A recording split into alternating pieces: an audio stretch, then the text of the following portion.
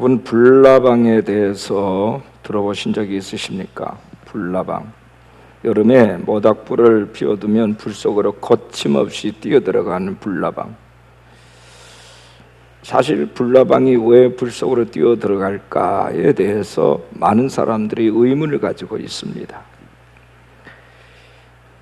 근데 현재까지 알려진 연구에 의하면 나방은 원래 밤에 방향을 정하는 데 있어서 멀리 떠 있는 이 달빛을 보고 기준으로 삼는다고 합니다.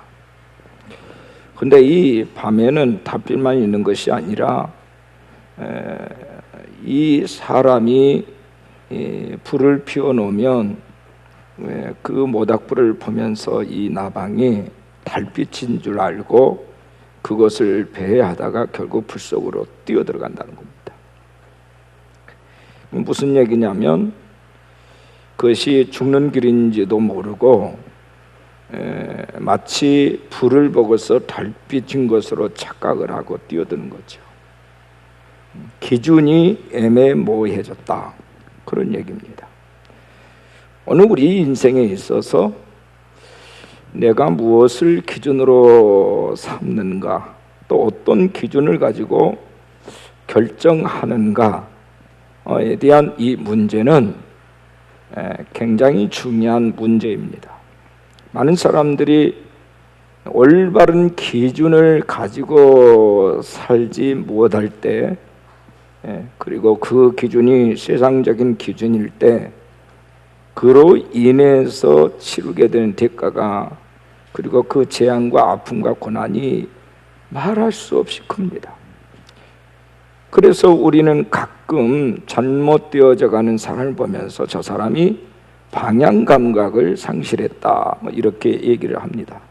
근데 사실 방향 감각도 문제이지만 그 사람의 삶의 기준이 애매모호해졌다 하는 것이 더 정확한, 정직한 대답이 아니겠는가 하는 것입니다.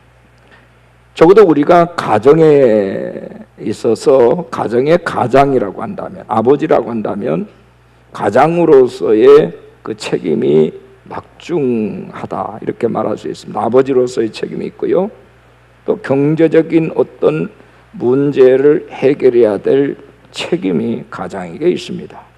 뿐만 아니라 영적으로 하나님의 뜻을 묻고 하나님의 뜻대로 올바르게 선도해 가야 될 책임이 가장에게 있습니다. 다스리는 책임도 가장에게 있습니다.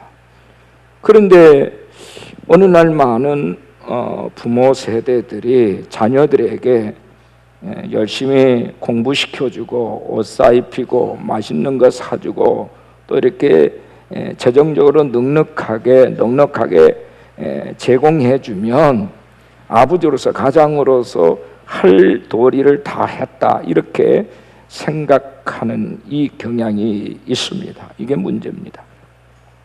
자녀들을 기호하고 사랑하지만 그러나 그것을 통치하고 통솔하고 이끌어가는 이 가장이 하나님 앞에 올바로 세팅되어 있지 못한, 그러니까 영적인 어버이가 되지, 영적인 아버지가 되지 못하고 영적인 어머니가 되지 못할 때에 과연 그 아이의 인생관을 바르게 가도록 이렇게 유도할 수 있겠는가, 인도할 수 있겠는가? 그건 불가능합니다. 우리 그리스도인들은 이 세상 사람이기 이전에 먼저 하나님의 나라에 거룩한 백성들입니다. 그러므로 바르게 목적지를 지정해주고 이끌어주는 영적 가장이 필요하고 또 그런 가장이 되어야 되는 것입니다. 지난주에 우리 아이들 청소년 수련을 했는데 아이들뿐만 아니라 부모들, 그리고 교사들뿐만 아니라 목회자들까지 놀라운 연합이 이루어져서 돌파가 일어났습니다. 애들이 속에서 막 토해내는 말이 우리는 공부벌레가 아닙니다. 좀 자유롭고 싶습니다. 근데 이 자유롭고 싶어도 무언가에 의해서 통제당하고 얽혀있기 때문에 이 청소년 시기에는 이성 간의 동경이 자꾸 삐뚤어지게 나타나기도 하고 또한 오락에 빠지고 게임에 중독이 되고 스마트폰에 중독이 되고 심지어는 K-팝에 빠지고 이런 등등의 탈선한 문제들이 보이더라는 겁니다. 우리가 하나님의 사람으로서 바르게 산다는 이 문제는 아이들뿐만이 아니라 우리 어른들도 굉장히 중요합니다.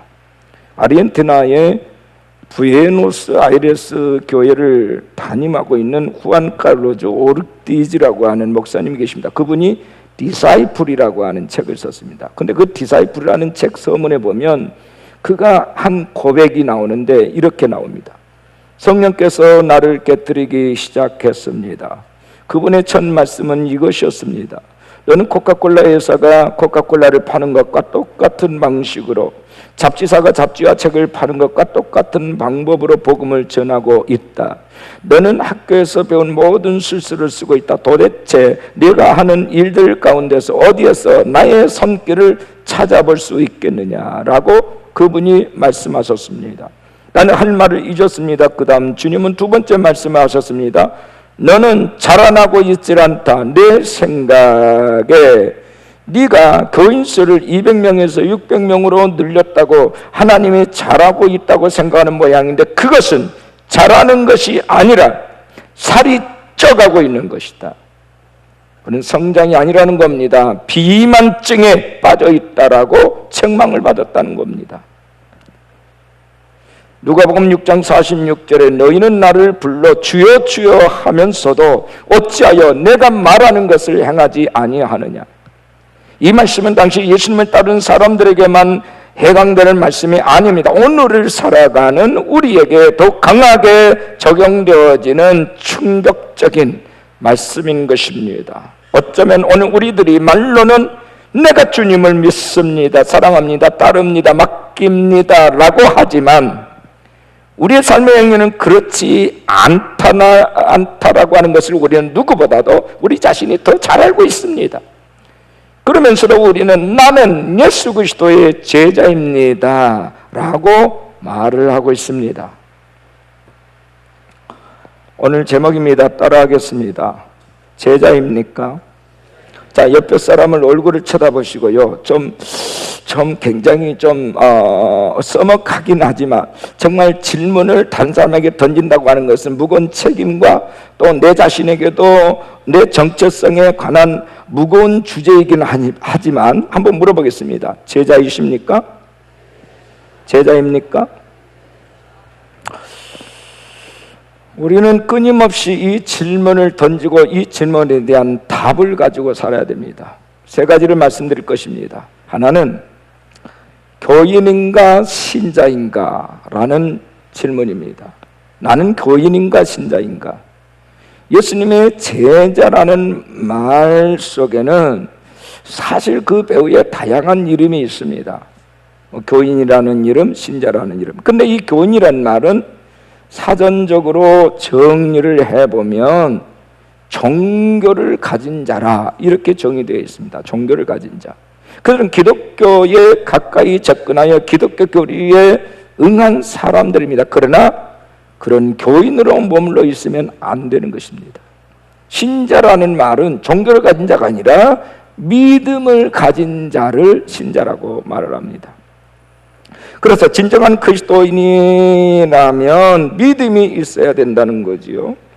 우리가 그리스도인이 되어가는 과정의 제1과정은 교인이라고 한다면 제2 과정은 신자이어야 한다 하는 얘기입니다. 교인은 자기 마음대로 교인이 되었다가 자기 마음대로 교인이라는 이름을 버리기도 합니다. 믿음의 체험을 가지지 않고도 얼마든지 교인 행세할 수 있고 그래서 그들은 쉽게 교회를 떠날 수도 있습니다. 그러나 신자는 예수를 믿는 자이기 때문에 자기 기분대로 생활할 수가 없습니다. 교회를 지키고 예수님을 지켜야 될 책임과 의무가 있다는 것을 본인 자신이 알고 있습니다. 여러분, 이 제자라는 말을 사용할 때는 이 선생이 있을 때 제자라는 말이 쓰여지는 겁니다. 선생님이 없으면 제자도 없기 때문이지요. 선생님이 이렇게 하시면서 제자들에게 너희도 선생이 한 것처럼 이렇게 하라라고 가르치는 거지요. 내가 이렇게 하였으니 너희도 이렇게 하라. 이런 선생님이 있다면 그는 제자입니다. 주님은 그러한 삶을 사셨습니다. 그리고 우리들에게 그렇게 하라고 말씀하셨습니다. 주님은 지금도 우리에게 높아지려면 낮아지라, 섬김을 받기를 원한다면 섬겨라, 상전이 되려면 먼저 종이 되라, 대접을 받고자면 먼저 대접하라, 선을 베풀라는 힘이 있거든 아끼지 말고 실천하라, 거짓말 하지 말고 오직 참된 것을 말하라. 예수님은 우리의 선한 선생님이셨습니다. 그리스도의 제자는 소명, 콜링이 있어야 하고 그 소명에 응답할 때에 미션, 사명 의식을 갖게 되는 것이 제자입니다. 제자는 내가 하기 싫다고 해서 하지 않고 하고 싶다 해서 해서 할 수 있는 것이 아닙니다. 나를 불러주신 선생님의 뜻대로 사는 것입니다. 나를 가르치는 그분을 닮고 그분은 지성적으로 의지적으로 따라가는 것입니다. 이것이 제자입니다. 나는 제자 맞는가 하는 거예요. 두 번째는 제자에게는 사명이 있습니다. 이 사명은 세 가지입니다. 본문 35절 말씀을 보면 예수께서 모든 도시와 마을에 두루 다니사 그들의 해당에서 가르치시며, 첫 번째가 가르치신 사명, 두 번째는 천국 복음을 전파하시며, 두 번째는 천국 복음을 전파, 세 번째는 모든 병과 모든 약한 것을 고치시니라. 가르치셨고 전파하셨고 치유하셨습니다. 첫째는 가르치는 자입니다. 해당에서, 교회에서 가르쳤습니다. 예수는 가는 곳마다 사람들을 가르치는 일에 주력했습니다. 각자 있는 회당의 사람들은 가르치는 것으로 모여들었고 거기서 가르침을 받았습니다. 회당은 정기적으로 사람들이 모여드는 곳이었기 때문입니다. 오늘로 말하자면 교회당입니다. 예수님은 가르치는 장소를 또한 회당으로 국한하지 아니하시고 때로는 거리에서, 때로는 언덕에서, 산에서, 바닷가에서, 가정집에서 가르쳤습니다. 때를 얻든지 못 얻든지 사람들이 있는 곳마다 주님은 천국 복음을 가르치셨습니다. 가르치는 그 내용은 하나님을 어떻게 섬길 건가, 하나님을 어떻게 예배할 것인가 하는 겁니다. 구원에 관한 복음을 가르쳤었습니다. 유대인들이 세계 민족 가운데 뛰어나게 복을 받은 이유는 이렇게 토라를 통해서 하나님의 말씀을 배웠기 때문이다. 가르침을 받았기 때문에. 예배란 무엇입니까? 하나님과 우리 사이의 관계를 회복시키는 룰을 가르쳐주는 통로입니다. 예배하는 곳에 그리스도의 성품이 흘러넘칩니다. 예배자들로서 흘러넘쳐야 될 성품 중에 가장 귀한 것은 거룩입니다. 구별된 것입니다. 레위기서 19장 2절 보면 너는 이스라엘 자손의 온 회중에게 말하여 이르라 너희는 거룩하라. 그런 이유는 나 여호와 너희 하나님이 거룩하기 때문이다. 이렇게 말씀하십니다. 오늘 우리 크리스찬이나 목회자들 가운데서 이 거룩함에 대한 오해를 갖고 계신 분들이 종종 있어요.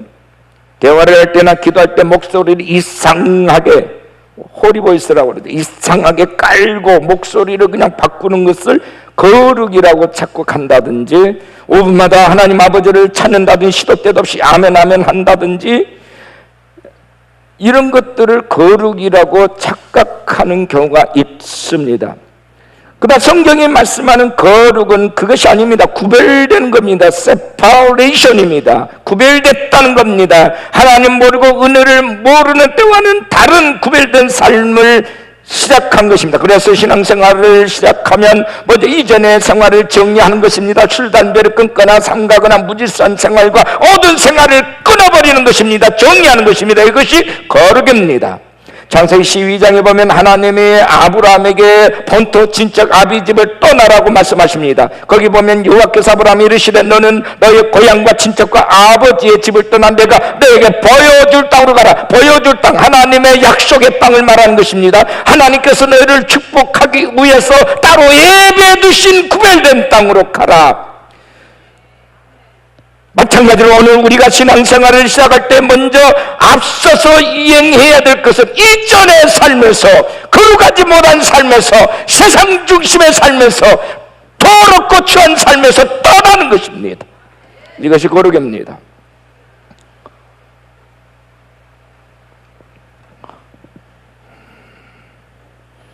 거룩함이라고 하는 것은 세상적인 가치관에서 벗어나 성경적이고 영적인 가치를 따라 사는 삶을 말하는 것입니다. 삶의 기준이 달라지는 것입니다. 그래서 성경에서는 영적인 결단을 하여 거룩함으로 나갈 때 이름이 바뀌는 것을 종종 볼 수 있습니다. 아브라함의 이름을 아브라함으로, 스스로 그만한 나는 높으신 아버지, 이 이름을 열국을 섬기는 나비가 되라. 너는 아브라함이 되라. 야곱을 이스라엘아, 너는 이제 승리자가 되어야 된다.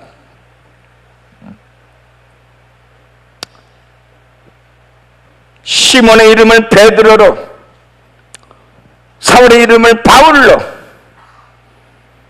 왜 이름을 바꿉니까? 살의 이름을 사라로. 정체성입니다.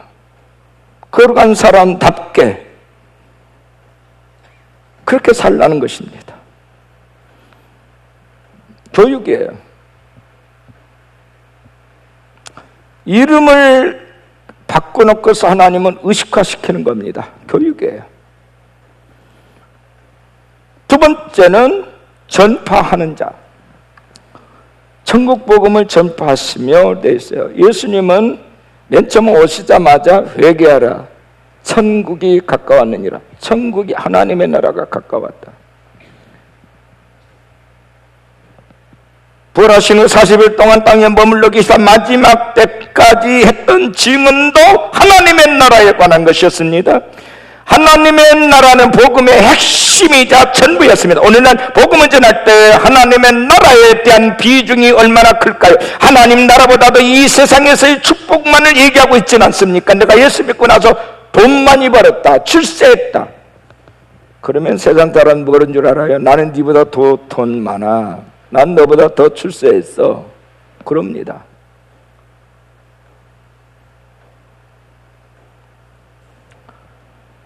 천국이 없다면 예수님을 전할 내용이 없습니다. 천국은 사망이나 예통이나 고기나 아픔이나 고통이 없는 완벽한 하나님의 나라입니다. 불행하게도 교회와 성도들이 천국보다는 이 땅과 세상을 더 원하고 있다는 것입니다. 땅의 축복을 더 강조하고 있고 땅의 축복이 마치 표준이 되는 것처럼 그렇게 되어져 있다는 것입니다. 천국 복음을 전하고 천국을 소망하고 살아야 될 줄로 믿습니다. 제자이십니까? 눈앞에 있는 현실만 바라보며 안달복달하고 미워하고 싸우고 분노하고 분쟁하며 살아가는 것이 제자일까요? 아니면 저 멀리 하나님 나라와 그의 통치를 바라보며 살아있는 하늘의 예배를 드리는 자가 제자입니까? 우리의 가족과 주위 사람들께 세상 복음이 아닌 천국 복음을 전할 수 있기를 축원합니다. 아무것도 두려워하지 마십시오. 그냥 전하세요. 누구도 애 없이. 그리고 미루거나 연기하거나 멈거리도 마십시오. 죽어가는 그 순간에도 죽어가는 사람들에게 복음을 전하십시오. 예수님처럼 복음을 전한 자가 되시기를 바랍니다.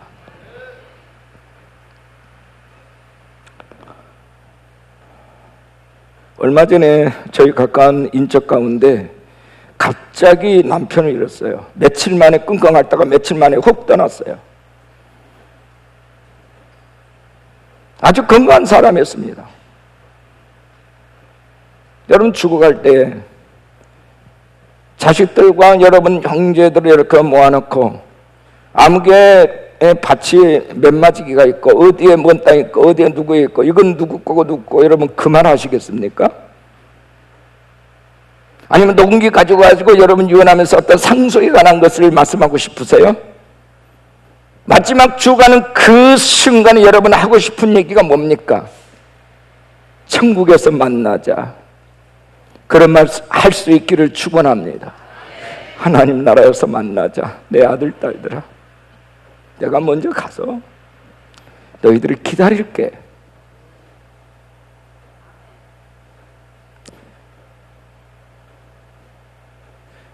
가진 만큼 가지고 살 만큼 살고 별 만큼 배운 사람들이 자살합니까? 인생이 험하다는 것입니다. 돈이면 단 줄 알고 명예면 단 줄 알았어요. 출세면 단 줄 알았는데 그게 아니더라는 거예요. 그래서 절망하는 겁니다.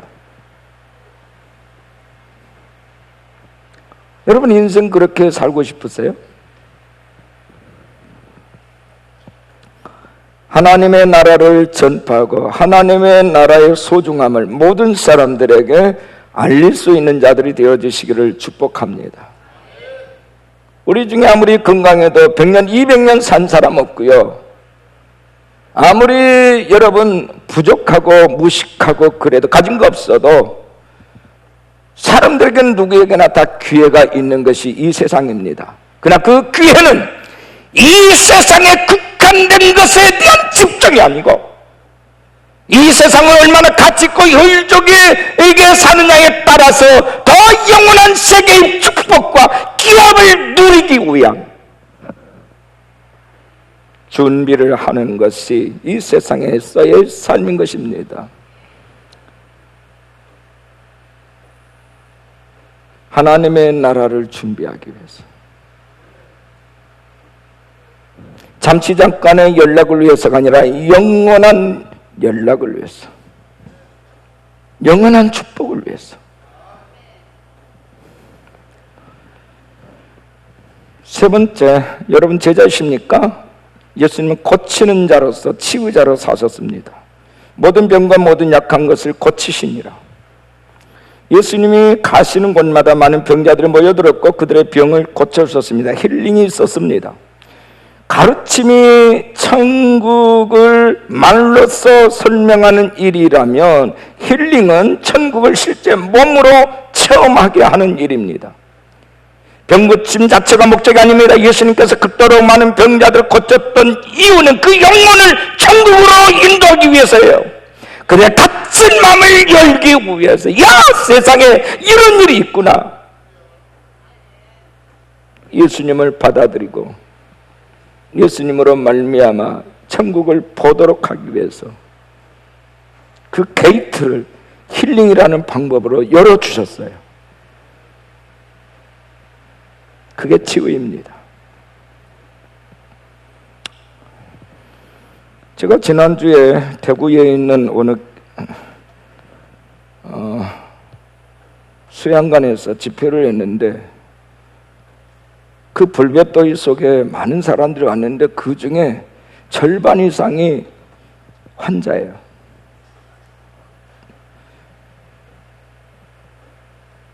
암이 3개, 4개 가지고 있는 사람들을 포함해서 어떤 자는 펑펑 울면서 내가 내 딸한테 잘못했어요. 딸이 늘 자살을 하려고 해요. 목사님 어떠면 좋아요? 내가 잘못 살았어요. 내가 아이한테 용서를 빌고 싶어요. 우는 거예요. 말씀을 전하고 나서 왜 이따위로 생겼어 했던 마음이 이제는 자기 때문이라는 것을 알게 됐다는 거예요.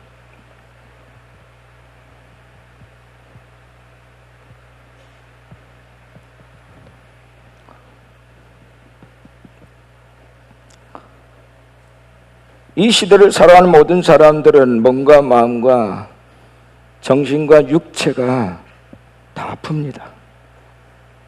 너무 힘들고 너무 고통스러워요. 누구도 외회가 아닙니다. 예수님은 이 모든 사람들을 불쌍히 여기시며 그들을 고쳐주셨습니다. 그들의 마음을 만져주셨어요. 오늘 교회는 그 사람이 누구이냐가 상관없습니다. 누구간데 누구이든 간에 그들의 아픈 마음을 싸매주고 그들의 상처를 치유해 줄 수 있는 힐링이 있어야 될 줄로 믿습니다. 정신의학자가 아니면 세상 의학이 다 해주지 못합니다. 그러나 우리는 세상의 의학자들이 의술이 해주지 못한 것을 해줄 수 있습니다. 그들의 영혼과 아픈 마음을 치유하는 일입니다. 와요. 예수님은 길이요 진리요 생명이시기 때문에. 근데 의외로 그들의 영적인 문제, 마음의 문제가 해결되면 육체적인 문제도 해결됩니다. 기적이 일어납니다. 아마 여러분 가운데도 상당수가 예수님을 만나고 불체병에서 치유받은 사람이 있을 것입니다. 저도 마찬가지고요.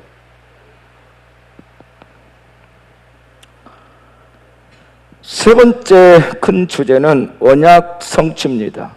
제자들을 통해서 하나님의 언약의 말씀이 이루어진다는 것입니다. 골로새서 1장 25절 말씀 보면 내가 교회의 일꾼 된 것은 하나님이 너희를 위하여 내게 주신 직분을 따라 하나님의 말씀을 이루려 함이라. 사도 바울이 사도라는 직분으로 일꾼 된 것은 하나님께서 너희를 위해서, 골로새 교회 너희를 위해서 내게 주신 직분을 따라 하나님의 말씀을 성취하시게 하기 위함이다. 언약은 이루어지기 위해서 존재하는 게 언약입니다. 근데 여기 일꾼이라는 말 앞에 교회가 붙었습니다. 교회의 일꾼이 된 것은 주님을 섬기는 일이 힘들고 고통스럽습니까? 교회 봉사하는 일이 부담스럽습니까? 왜 그럴까요? 예수 그리스도의 복음과 그의 몸 대신 교회를 위하여 한다는 의식이 없으면 힘들고 고통스럽습니다. 교회는 주 예수 그리스도의 몸입니다. 나는 예수 그리스도를 위해서 일꾼으로 부름을 받았다는 이 의식이 없으면 힘들어요.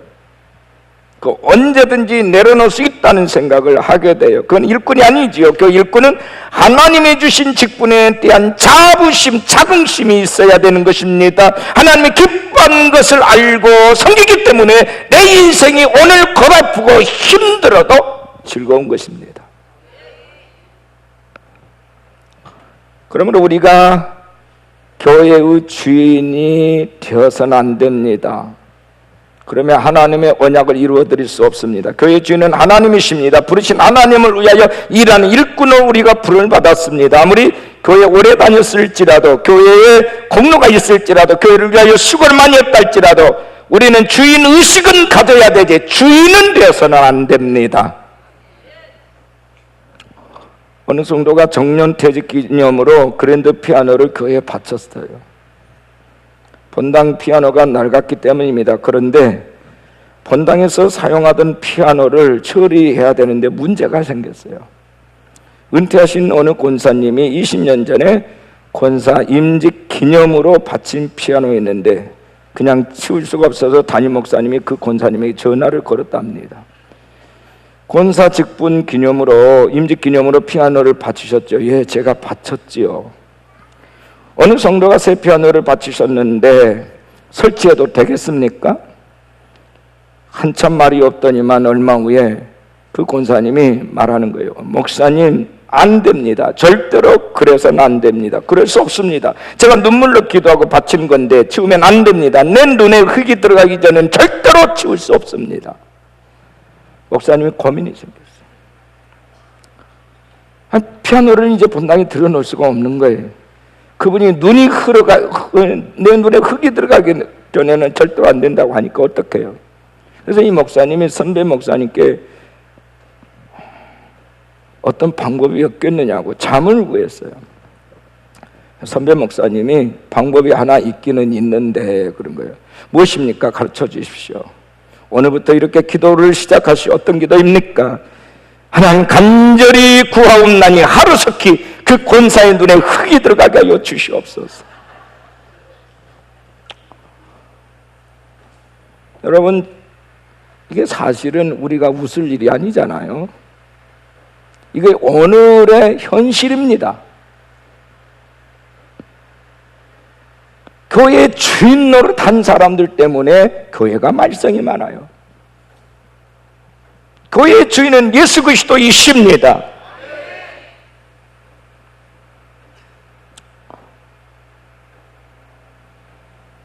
나는 되고 너는 안 된다. 이게 문제입니다.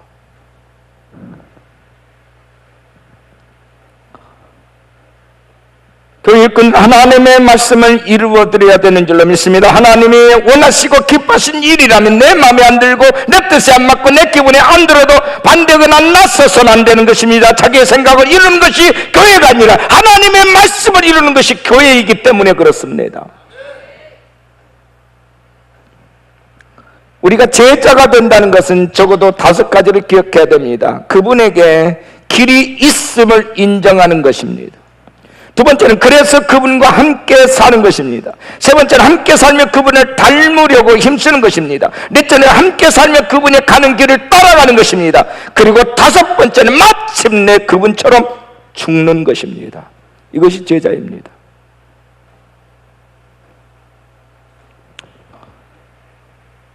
주일에 무엇을 하느냐, 이게 전부가 아니에요. 수입의 10분의 1을 어떻게 하느냐의 문제에 국한되는 것도 아닙니다. 얼마나 자주 얼마나 오래 기도하느냐의 문제도 아니고요, 성경 말씀을 얼마나 읽고 묵상하느냐의 문제도 아닌 것입니다. 그 이상의 것입니다. 제자로 산다는 말은 삶전체의 문제인 것입니다. 숨쉬는 일에서부터 살고 죽는 일까지 그분의 모든 삶과 함께하는 것입니다. 그분과 모든 것을 함께하는 것입니다. 모든 것을 나의 주님이신 예수 그리스도에게 맡기고 그분에게 맞추는 것입니다. 그분의 길이 있다고 믿는다면 그분과 함께 살고 그분과 함께 호흡하기를 선택해야 됩니다. 예수님이 보이지 않는데 어떻게 그분과 함께 살란 말입니까? 라고 대묻고 싶으신가요? 벌하신 예수님은 성령으로 우리와 함께 하신다고 말씀했습니다. 골로새서 1장 29절에 이를 위하여 나도 내 속에서 능력으로 역사하시는 이의 역사를 따라 힘을 다하여 수고하노라. 나도 내 속에서 능력으로 역사하시는 이의 역사를 따라 힘을 다하여 수고하노라.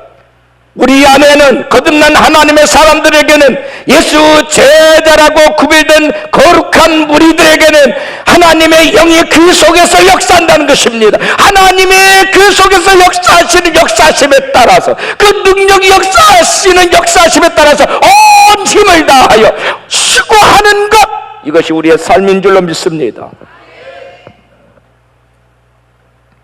이것이 제자예요. 고난도 희생도 마다하지 않고 그분이 내 속에서 하고자 하는 것을 위하여 모든 것을 내어놓고 그분과 함께하는 겁니다. 이것이 제자의 삶입니다. 언제나 그의 능력으로 역사하신 이에 따라서 일해야 되는 것입니다. 능력으로 역사하시는 이는 성령 하나님이십니다. 자신의 생각을 따라 일하는 것이 아니라 내 속에서 끊임없이 말씀하신 성령님의 감동에 따라서 사는 것이 제자의 삶입니다. 여러분 제자이십니까? 여러분을 세운 자가 사람인가요? 예수님이신가요? 교인 되지 말고 신자 되시기 바랍니다. 가르치고 전파하고 치유하는 하나님의 종들이 되어지시기를 축원합니다. 언약을 이루는 자가 되십시오. 하나님께서 우리에게 약속하신 뜻을 내 안에 성령님과 함께 이루어가시는, 성취해가시는 그 하나님을 바라보십시오. 여러분이 이 세상에서 어떤 많은 일에 어떤 공적을 쌓느냐 보다 하나님께서 만세전부터 택정하시고 정해놓으신 그 뜻이 얼마나 내 안에서 내 삶 가운데 풀어지고 이루어졌느냐, 그것을 바라보시기를 주 예수 그리스도 이름으로 축원합니다.